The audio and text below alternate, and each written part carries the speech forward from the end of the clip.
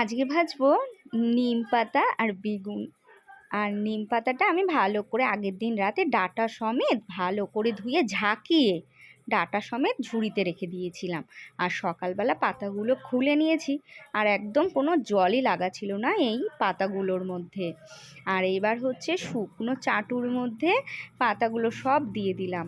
কিন্তু হ্যাঁ, গ্যাস একদম বাড়াবো না, গ্যাস পুরোটা কমিয়ে এরকম করে একটু টাইম ধরে ধৈর্য ধরে ভাজতে হবে। আর পাশে বসিয়েছিলাম তেল, এর মধ্যে দিয়ে দিলাম লবণ হলুদ মাখিয়ে বেগুনটা। এবার বেগুনটা আমি তো ভেজেই নেব।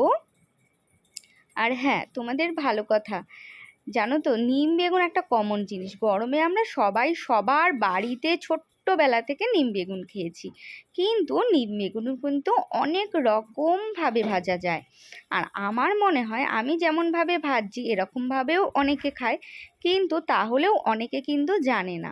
যেমন ডাঁটি সমেত ধুয়ে জল ঝরানো, একটু ঝাঁকালেই জলটা তাড়াতাড়ি ঝরে যায়। তারপরে পাতাটা ছাড়িয়ে এরকম শুকনো করে চাটুতে দিলে, এই যে গ্যাস কমিয়ে কমিয়ে করলে কি সুন্দর একদম মচমচ করে ভাজা হয়। এই তেঁতোটা কিন্তু খেতেও খুব ভালো লাগে। আচ্ছা, এইসব ছোটোখাটো ট্রিক্সগুলো কিন্তু আমরা অনেকেই জানি না।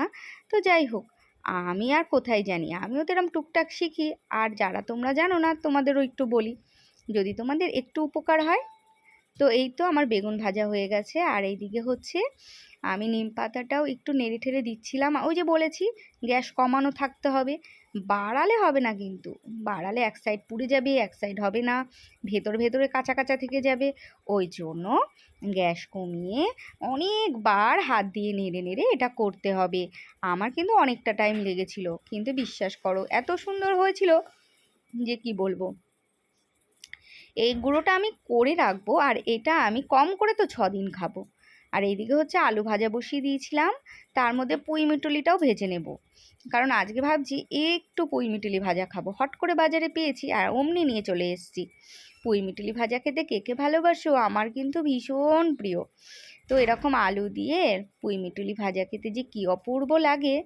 যাই হোক, চলো, নিম পাতাটা কিন্তু নামিয়ে রেখেছি আর ঠান্ডাও হয়ে গেছে। যখন একদম ঠান্ডা হয়ে যাবে তখন এরকম করে কড়মড় কড়মড় কড়মড় করে গুঁড়িয়ে নিতে হবে, একদম মচমচা।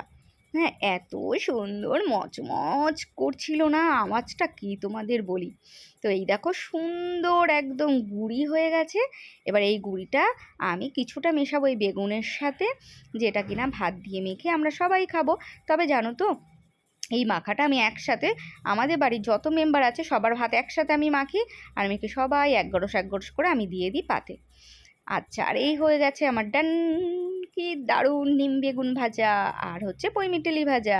তাহলে আজকে এখানেই শেষ করছি, টাটা, সবাই ভালো থেকো।